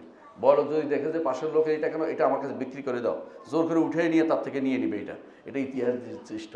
কারণ সে কোনোভাবেই শান্তি পাবে না, তার ঘুম বন্ধ, খাওয়া বন্ধ, সব কিছু যতক্ষণ পর্যন্ত না এই হিংসা করে বিদ্বেষ করে সে ভালো কাজ বন্ধ করতে না পারবে, তার শান্তি হয় না। ন্যায়ামত বন্ধ করতে, আরেকজনের ন্যায়ামত কীভাবে চলতে পারে, যে কোনো মূল্যে তার চাকরিটা খেলতে কীভাবে পারে, তার ওইটা কেমন হয়, এটা হিংসা বিদ্বেষ নিয়ে বসে থাকে। এটা মানুষের ভিতরে হিংসার বহিঃপ্রকাশ। এটা মানুষের ভিতরে সেটা অবশ্য মোতাআসসিল তার ভিতরে ঢুকে আছে। এটা বের হইতে পারেন ইল্লা মাশা আল্লাহ, আল্লাহ যার অন্তরকে পরিচ্ছন্ন করে দিয়েছেন, সে শুধুমাত্র এর থেকে বের হইতে পারে। হাসান বসরি রহমতুল্লাহ আলাইহি বলেন, ইয়া ইবনে আদম, হে বনি আদম, লা তাসুদ আখাকা, তোমার ভাইকে হিংসা করো না। ফাইন কানা আল্লাযী আতাহুল্লাহু লিকারামাতি আলাইহি ফালা তাসুদ মান আকরামাহুল্লাহু তাআলা, যদি তোমার ভাইকে আল্লাহ যেটা দিয়েছেন এটা তাকে সম্মান করে দিয়েছেন, তোমার ভাইকে আল্লাহ দিয়েছে সম্মান করে, তাহলে তার সম্মান মধ্যে তুমি হিংসা করে কী করবা? তুমি তো আল্লাহ তাকে সম্মানিত করেছেন, তুমি তাকে হিংসা করো না। আর যদি আল্লাহ তাকে অন্য কারণে দিয়ে থাকেন, কারণ আল্লাহ তাআলা সব নেয়ামত দিয়েছে আল্লাহ খুশি হয়ে দিয়েছেন সেটা নয়। অনেক নেয়ামত দেয় কী জন্য? দুনিয়ার বুকে তাকে কষ্ট দেওয়ার জন্য। আল্লাহ কোরআনে উল্লেখ করেছেন, কোরআনে কারিমে আল্লাহ তাআলা বলছেন যে কাফেরদেরকে সন্তান এবং সম্পদ যা আমি দেই, মনে করবেন না এগুলি তাদেরকে সম্মানিত করছি, এগুলো দিয়ে দুনিয়ার বুকে তাদের প্রাণ যেন ওষ্ঠাগত হয়ে উপস্থাপনা করছি। অনেক সময় তাদের এটার পিছনে এত কষ্ট করে করে করে শেষ পর্যন্ত হঠাৎ করে মরে যায়, কোনো সে ভোগ করতে পারে না, কিছুই করতে পারে না। সুতরাং আল্লাহ তাআলা কী জন্য দিয়েছেন আপনি বুঝতে পারবেন না। আল্লাহ তাআলা নেয়ামত যখন দেয়, যদি আল্লাহ কাউকে সম্মানিত করার জন্য দেয়, আপনি হিংসা করে কিছু করতে পারবেন না, হিংসা করা আপনার জন্য ক্ষতিকর। আল্লাহর সম্মানের জায়গায় আপনি কেন হিংসা করবেন? আর যদি কোনো আল্লাহ তাআলা অন্য কোনো কারণ তাকে নেকমার জন্য দেয়, শাস্তির জন্য দুনিয়াতে এগুলো দিয়ে থাকে, তাহলে আপনি হিংসা করছেন কোন জায়গায়? যে জায়গাতে আপনার কোনো লাভ নেই। কারণ এই হিংসার মধ্যে তার পরিণতি জাহান্নাম, আপনার পরিণতিও তখন জাহান্নামের দিকে যাবে। কারণ আপনি পরিণতি যা ওইটার মতো হইতে চাচ্ছেন। একজন যদি খারাপ কোনো কিছু থাকে, হারাম কোনো কিছু থাকে, তার হিংসা করুন যে এত বিশাল কিছু বানাইলো কী করে, এই হিংসা তো আপনার লাভ হবে না, কারণ এটা হারামের জিনিস। এটার মধ্যে হিংসা আপনি কেন করবেন? সুতরাং আপনাকে বুঝতে হবে যে এই হিংসা আপনাকে ক্ষতির দিকে নিয়ে যাবে। ইবনে সিরিন রহমতুল্লাহ আলাইহি বলেছেন, আল হাসাদু মিন আখলাকিল লিআম, হিংসা হচ্ছে যে সমস্ত মানুষ সবচেয়ে নিকৃষ্ট, তাদের চরিত্র হচ্ছে হিংসা করা, তাদের চরিত্র হিংসা করা। ওয়া তারকুহু ফাইলুল কিরাম, আর যারা হিংসা পরিত্যাগ করতে পারবে, এটা হচ্ছে সম্মানিত মানুষদের চরিত্র। সম্মানিত মানুষগুলো হিংসা ত্যাগ করে না, হিংসা ত্যাগ করে মানে তারা হিংসার ভিতরে লালন করে না, হিংসা নিয়ে বসে থাকে না। রাসূলুল্লাহ তখন তিনি বলছেন, ইবনে সিরিন আরও বলছেন, ওয়ালিকুল্লি হারিকিন মুতফে, প্রত্যেকটি আগুন নিবানোর জায়গা আছে। আগুন ইচ্ছা করলে পানি দিয়ে নিবাইতে পারেন, ইচ্ছা করলে ছাই দিয়ে নিবাইতে পারেন, ইচ্ছা করলে অন্য জিনিস দিয়ে নিবাইতে পারেন, কিন্তু নারুল হারিক লা ইউতফা, নারুল হাসাদ লা ইউতফা, কিন্তু যে হিংসার আগুন নিবানো যায় না। হিংসার আগুন এত ইল্লা বিত্তাকওয়া, তাকওয়া ছাড়া, যার অন্তরে তাকওয়া আছে সে শুধুমাত্র হিংসার আগুন নিবাইতে পারে। তাহলে হিংসা অন্তরে ঢুকে গেলে এইটা পাগল বানিয়ে ফেলে থাকে, তার ঘুম হারাম করে ফেলে। কিভাবে এটা বন্ধ করতে হবে? যে কোনো মূল্যে রাস্তা বন্ধ করে দিতে হবে, যে কোনো মূল্যে অন্যায় কাজটা করতে হবে, এই চিন্তায় মানুষ বিভোর থাকে। কারণ তার পেটের ভিতরে হিংসা মোতাআসসির ডুবে আছে, হিংসার ভিতরে সে এই হিংসা থেকে মুক্ত হতে হবে। হিংসা কেন হয়? এক নম্বর কারণ হচ্ছে অন্তরের ভিতরে দিয়ে আছে রোগটা, হিংসা একটা রোগটা, আদাওয়াত ওয়াল বাগদা, অর্থাৎ তার কারো মানুষের নেচারে এটা যে হিংসা করা, তার চরিত্রে হিংসা করা, কারো কোনো ভালো দেখতে পারে না, সবসময় নেগেটিভ চিন্তা করবে। কেউ এটা কেন করছে, এখান দিয়ে হেঁটে গেছে কেন, নিশ্চয়ই তার কোনো উদ্দেশ্য আছে। অথচ হয়তো সে মসজিদে গেছে, কিন্তু তার জন্য খারাপ উদ্দেশ্য নিয়ে কারো কারো অন্তরের ভিতরে ডুবন্ত আছে অন্তরের ভিতরে। আরেক দল আছে হিংসা করে কেন, তারা সে কোনো বড় উঠলো, আমি তার চেয়ে বড় হতে চাই, সে কেন বড় হবে, আমি বড় হব, সে কেন বড় হবে, তার সন্তান কেন চাকরি পাবে, আমার সন্তান এটা করবে, সে তার সন্তান কেন এটা করে, আমার সন্তান এটা করবে, বা আমাদের সে এই বংশের না ওই বংশের লোক, হায় হায় এত বছর পর্যন্ত তারা সবচেয়ে নিরীহ মানুষ ছিল, এখন তারা বড় লোক হয়ে যাচ্ছে, তারা হয়ে যাবে, শিক্ষিত হয়ে যাবে, এটাকে যে কোনো মূল্যে বন্ধ করতে হবে। এইটা হচ্ছে হিংসা। কারণ আরেকজনকে দাবিয়ে রেখে আপনি উপরে উঠতে চান, এইটা করে নেতারা, রাজনৈতিক নেতারা এটা করে, যে কোনো মূল্যে আপনাকে তার পিছনে হাঁটাবে। কোনোদিন রাজনৈতিক না চায় না আপনি তার থেকে বড় হন, এটা কোনো চাইবে না, কারণ সে জানে যে আমার থেকে বড় হয়ে গেলে তখন তো আমি তাকে সম্মান করতে হবে। এই জন্য সে চাইবে আপনাকে যে কোনো মূল্যে খাটিয়ে রাখবে, টাকা দিবে, আপনাকে ধ্বংস করবে। কেন? আপনার সন্তানরা যেন তার পিছিয়ে পিছিয়ে হাঁটে এবং গুন্ডা নিয়ে তার পিছিয়ে দৌড়ায়, এটি সেরকম সে তৈরি করবে, কারণ সে ভালো হতে দিতে চায় না আপনাকে, তারা আপনাকে ভালো হতে চাইবে না। অনেক সময় আপনার সন্তান মনে গুন্ডা মিছিল করছে, আপনি মহা খুশি, কিন্তু কী জন্য করছে আপনি কি বুঝেন? আরেকজনের দাস হয়ে হাঁটতেছে, আপনার সন্তানকে দাস বানিয়েছে সে, আপনি বুঝতে পারেন নাই। সে যেন উপরে উঠতে না পারে, ভালো না হইতে পারে, আপনার সন্তানকে যেন কোনোদিন সম্মান করতে হয় এই পরিস্থিতি না আসে, সে এটা করে থাকে। এটাও একটা হিংসার কারণ। হিংসার 3 নম্বর কারণ হচ্ছে যে ক্ষমতা, এবং ক্ষমতা যারা চায় এবং যারা নেতৃত্ব চায় তারা হিংসা করে। তারা চায় যে পাশের লোকে ও কেন উঠবে, ওরা কেন উঠবে, একজন আরেকজনকে এমনভাবে কথাবার্তা বলে, অপমানজনক কথাবার্তা বলবে। কি বলবে?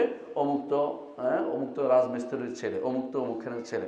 এরকম হিংসা যারা করে তাদেরকে আল্লাহ তাআলা কিন্তু দুনিয়াতেই মাঝে মধ্যে নজির দেখিয়ে দেন, কারণ এটা হচ্ছে অহংকার। এই অহংকারের পতন আল্লাহ তাআলার পক্ষ থেকে স্পষ্ট থাকে অনেক সময়। কিন্তু তারপরেও হিংসা কেন করে? কারণ সে চায় নেতৃত্ব, কর্তৃত্ব, কেউ যেন কর্তৃত্ব নেতৃত্ব যেতে না পারে, এই জন্য হিংসা করতে থাকে।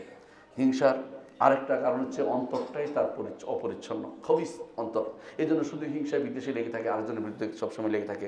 এরা অন্তর পরিচ্ছন্ন না হওয়া পর্যন্ত সাহাবায়ে কেরামের অন্তরে যেতে পারবেন না। আপনার আমার অন্তর হতে হবে সাহাবায়ে কেরামের অন্তর। সাহাবায়ে কেরাম যেভাবে অন্তরটাকে পরিচ্ছন্ন করে গেছেন, আল্লাহ প্রশংসা করেছেন আল্লাহ তাদেরকে। সেরকম অন্তরে আপনি যেতে পারলে জান্নাতে যাওয়া আপনার জন্য কেউ আটকাতে পারবে না। অন্তরে, আমলে, আখলাকে, চরিত্রে সব কিছু আমাদেরকে সাহাবায়ে কেরামের পদাঙ্ক অনুসরণ করতে হবে। কিছু হিংসার উদাহরণ আমি দিতে চাই। 1 নম্বর হিংসা করেছে ইবলিস। ইবলিস কি হিংসা করেছে আপনি কি জানেন? সবচেয়ে বড় হিংসা করেছে আদমকে হিংসা করেছে। কেন? আদম মাটির তৈরি, আমি আগুনের তৈরি। আগুন উপরে থাকে, মাটি নিচে থাকে। আজকে আমি আদমকে সম্মান করব, তা হইতে পারে না। সুতরাং তারা কি হিংসা বিদ্বেষ করে কি করেছে? সে আদমের কথা আর আল্লাহর কথা শুনে নাই, আল্লাহর কথা শুনে নাই। সে হিংসা বিদ্বেষ করে ব্যক্তির উপরে, যে না করে আদমের কথাই সে শুনে নেয়, মানে আল্লাহর কথাই সে শুনে নেয়। ব্যক্তির উপরে হিংসা করে আল্লাহর কথা থেকে দূরে সরে গেছে, আল্লাহ থেকে দূরে সরে আল্লাহর বিধানের বিরুদ্ধে সে চলে গেছে। আল্লাহ তাআলা তাকে এই হিংসার কারণে প্রথম জগতের বুকে প্রথম যে অপরাধ সংঘটিত হয়েছে আদম আলাইহিস সালামের সাথে, সেটা হচ্ছে হিংসা। এই হিংসার কারণে জাহান্নাম থেকে বের করে দিয়েছে, জান্নাত থেকে বের করে দিয়েছে আদম আলাইহিস সালামকে। এই হিংসার কারণে ইবলিস জাহান্নামের অধিবাসী হয়েছে। এই হিংসা এত খারাপ জিনিস। প্রথম হিংসা আপনারা জানেন, এই হিংসা করেছে ইবলিস। আদমকে সিজদা না করে ক্ষান্ত হয়নি, জান্নাতে শান্তিতে আছে, এটা তার শান্তি লাগে নাই। আল্লাহ তাআলা সাবধান করেছেন যে ইবলিস তোমাদেরকে এখানে তৃষ্টি দিবে না, কিন্তু হিংসা করে সে তার অন্তরের ভিতরে এমন জিনিস বুদ্বুদ আকারে দিয়েছে যে তিনি উদ্বুদ্ধ হয়ে সেই গাছ থেকে খেয়েছেন এবং দুনিয়ার বুকে চলে এসেছেন। এটা হিংসার একটা ফল, যেই ফল আদম ভোগ করছে এবং আমরাও ভোগ করছি।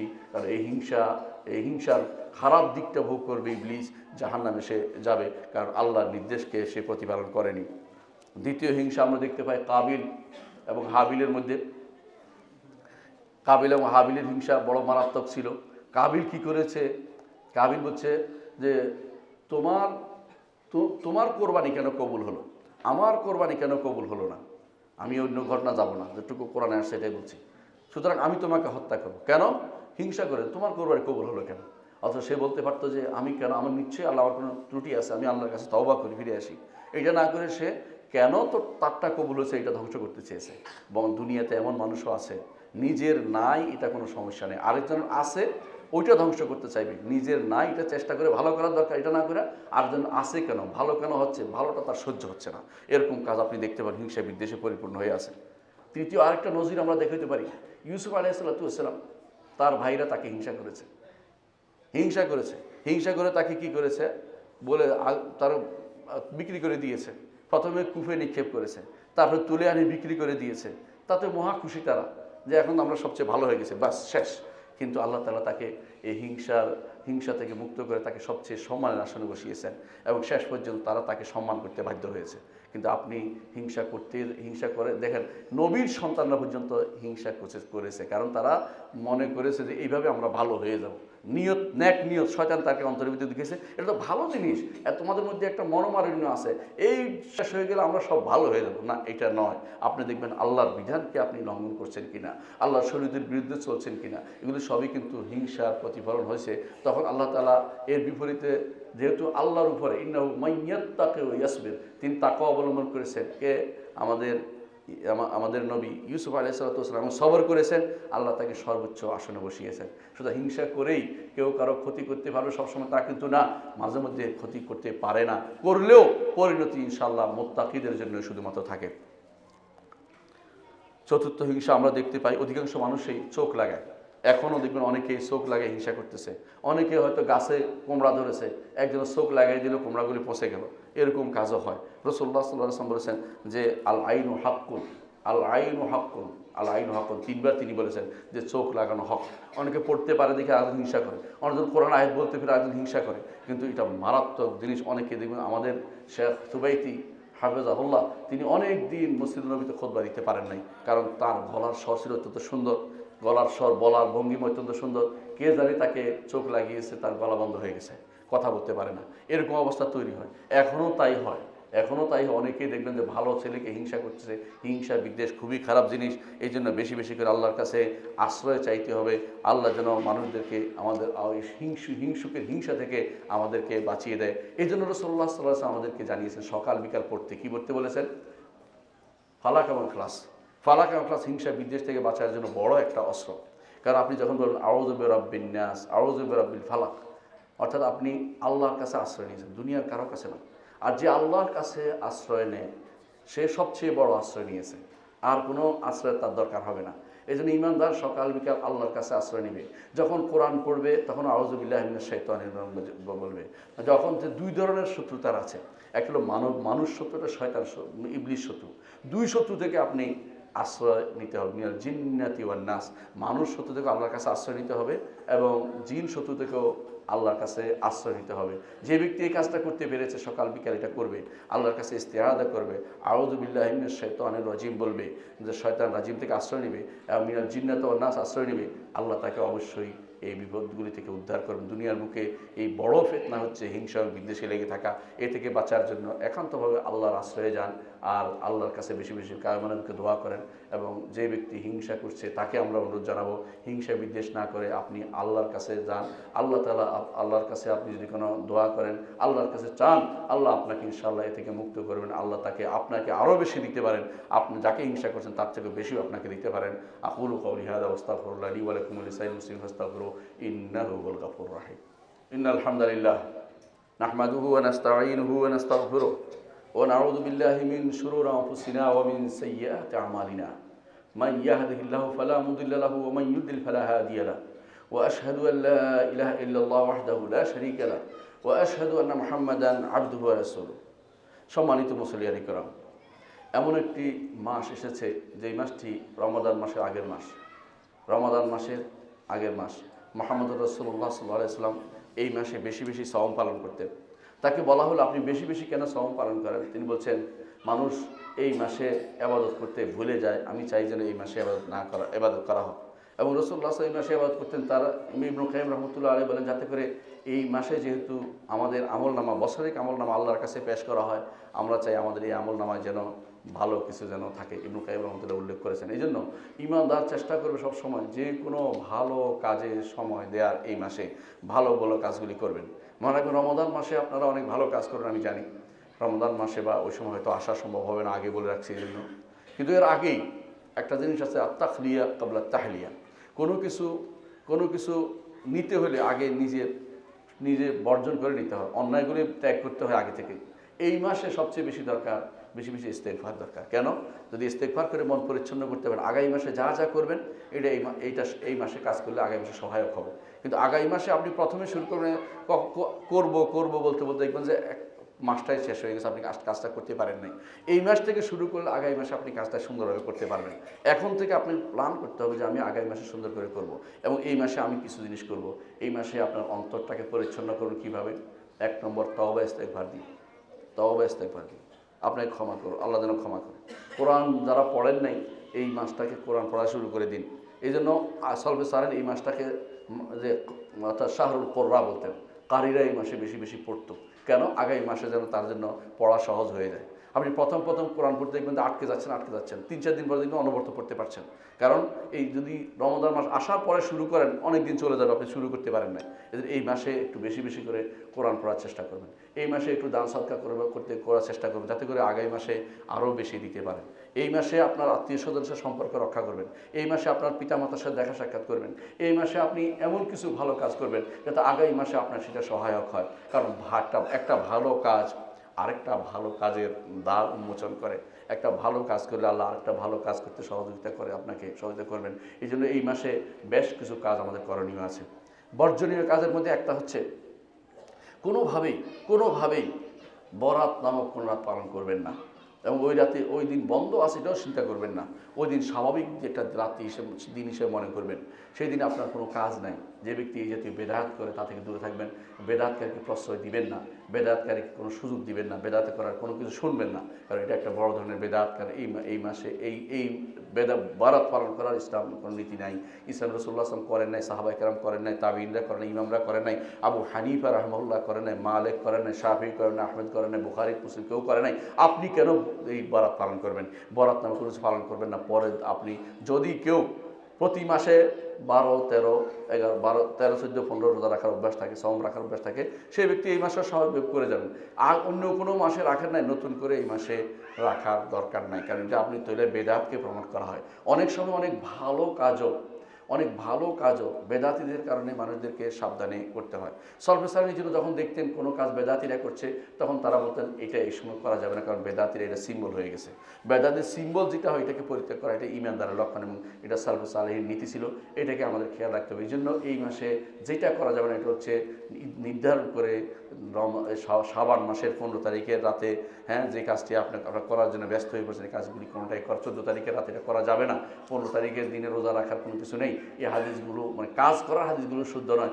ফজিলত থাকলেই নতুন কোনো আমল করতে হয় না। একটা ফজিলত আল্লাহর দেয়া জিনিস আল্লাহ দিবেন, কিন্তু আপনাকে আমল করতে বলেন না যেটা আপনি করবেন না। আপনি অনুসরণ করবেন রাসূলুল্লাহ সাল্লাল্লাহু আলাইহি ওয়াসাল্লামের। আপনি নিজের মন মতো খায়েশাতে নফসানি প্রবৃত্তির অনুসরণ করতে যাবেন না। এবং বড় এই মাসে কী করতে পারেন? বেশি বেশি করে যেটা করবেন, আমি একটু আগে বলেছি, বেশি বেশি করে তওবা ইস্তেগফার করে নিজেকে পরিচ্ছন্ন করুন, যাতে আগামী মাসে আপনার ইবাদত করতে সেটা সহায়ক হয়। আল্লাহ আমাদের বোঝার তৌফিক দান করুন। আলা ওয়াসাল্লু আলা সাইয়্যিদিল বাশারিয়া মুহাম্মদ ইবনে আবদুল্লাহ কামা আমারাল্লাহু আযজা ওয়া জাল্লা ফি কিতাবিহি আলা নবী মালাইকাতু মুসাব্বিহাতুল কুদসি ওয়া সাল্লাল্লাহু আলাইকুম আইয়ুহাল মু'মিনুন ফাকালা তাআলা মুখবিরান ওয়া আমিরা إن الله وملائكته يصلون على النبي يا أيها الذين آمنوا صلوا عليه وسلموا تسليما وقال النبي صلى الله عليه وسلم من صلى عليه مرة صلى الله عليه بعشر اللهم صل على محمد وعلى آل محمد كما صليت على إبراهيم وعلى آل إبراهيم إنك حميد مجيد اللهم بارك على محمد وعلى آل محمد كما باركت على إبراهيم وعلى آل إبراهيم إنك حميد مجيد اللهم ارض عن الخلفاء الراشدين أبي بكر وعمر وعثمان وعلي وعن سائر الصحابة والتابعين رضوان الله عليهم أجمعين اللهم اغفر لنا ولإخواننا الذين سبقونا بالإيمان ولا تجعل في قلوبنا غلا للذين آمنوا ربنا إنك رؤوف رحيم اللهم اغفر لنا أجمعين আল্লাহ আমাদের সবাইকে আপনি ক্ষমা করে দিন। আল্লাহ আমাদের সবাইকে আপনি দিনের উপর রাখুন। আল্লাহ আমাদের অন্তরকে হিংসা বিদ্বেষ মুক্ত করে দিন। আল্লাহ আমাদেরকে আগামী রমজান পর্যন্ত পৌঁছার তৌফিক দিন।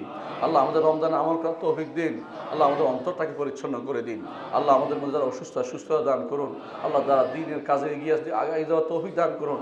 আল্লাহ আমাদের তালেবে ইলমদেরকে আপনি ইলম দান করুন। আল্লাহ তাদেরকে দিনের জন্য তৈরি করে দিন। আল্লাহ আমাদেরকে আপনি দিনের কাজ করার তৌফিক দান করুন।